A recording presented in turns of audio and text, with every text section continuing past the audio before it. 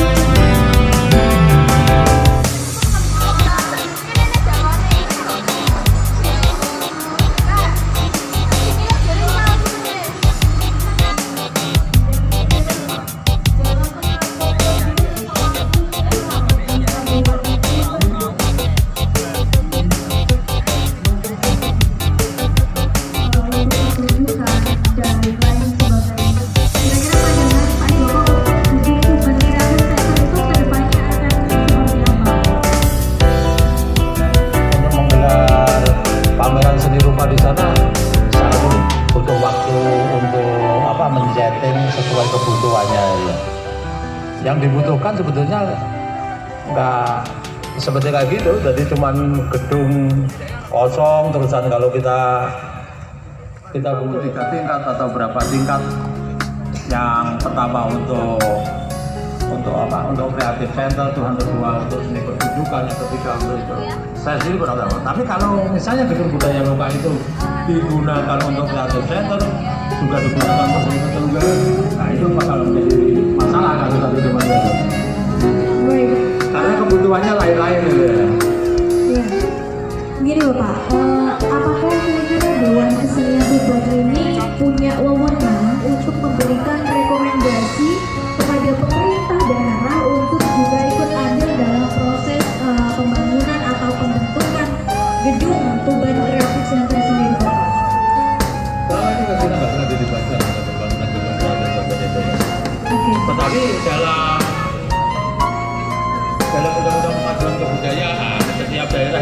harus menyusun pokok pikiran kemajuan kebudayaan daerah, dan Tuban sudah menyusun itu.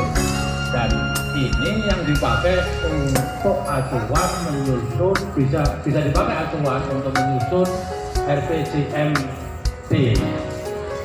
Ini yang harus kita dorong sebetulnya. Dan yang menarik lagi sebetulnya, ada MOU 3 menteri antara Menteri Kemendes, Kemendagri dan Menteri Kemendes, Kemendagri dan Menteri Pendidikan dan Kebudayaan tentang pemerintahan kita. Salah satu poin